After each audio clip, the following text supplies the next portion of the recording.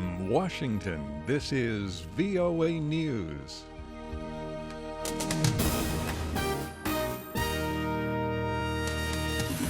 I'm David Forrest reporting stock markets fall around the world in the face of the Greek debt crisis. Investors are worried about the possibility of Greece leaving or being ousted from the eurozone.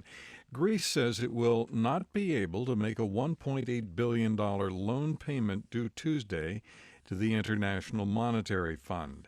Greece has scheduled a referendum on Sunday on whether to accept lenders' demands for austerity measures in exchange for new loans.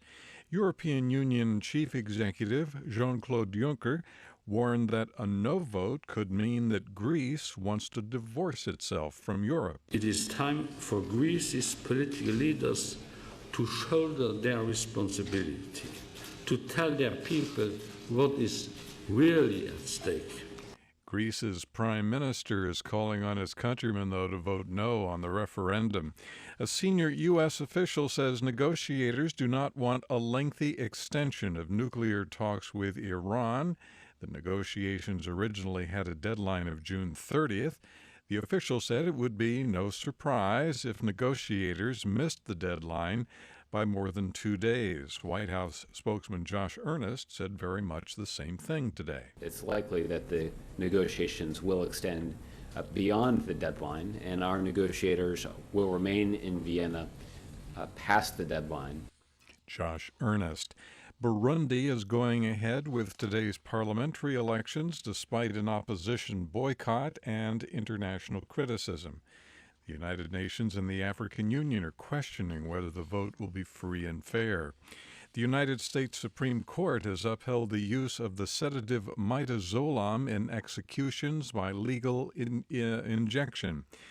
In a 5-4 ruling Monday, the court said that use of the sedative in executions does not violate the Constitution's ban on cruel and unusual punishment. This is VOA News.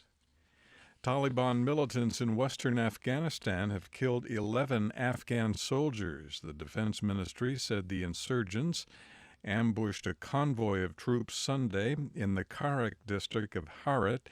The Reuters news agency reports 6 Taliban militants killed in the fighting. Tunisian authorities are searching for accomplices in connection with Friday's mass shooting at a beach resort that left 38 people dead. An Interior Ministry spokesman told reporters Sunday that while a single Tunisian militant carried out the attack, officials are sure he had help beforehand. The United Nations Refugee Agency reports thousands of Iraqis have fled Ramadi in the wake of the takeover of the city by Islamic State militants.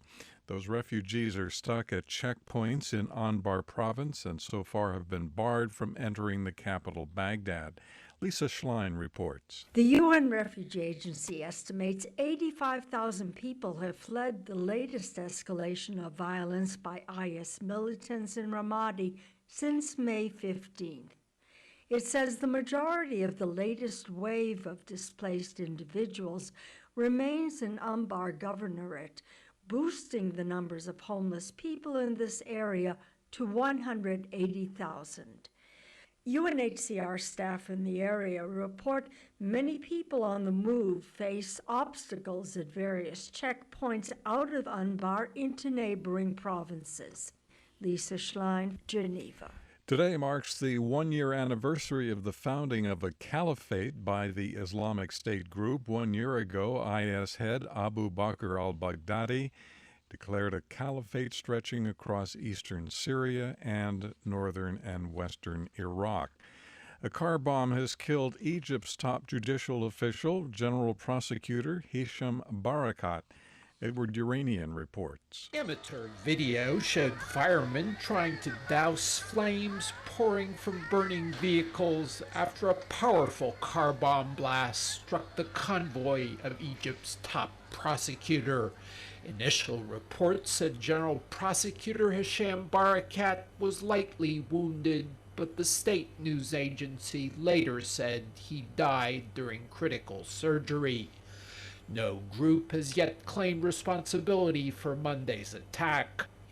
Edward Uranian, Cairo. U.S. President Barack Obama has signed into law two bills giving him greater authority to negotiate international trade agreements. Mr. Obama signed the measures during a ceremony Monday at the White House.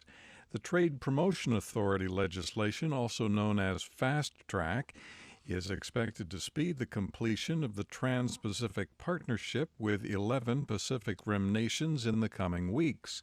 Mr. Obama also signed a measure that provides $450 million to retrain workers who lose their jobs because of expanded trade.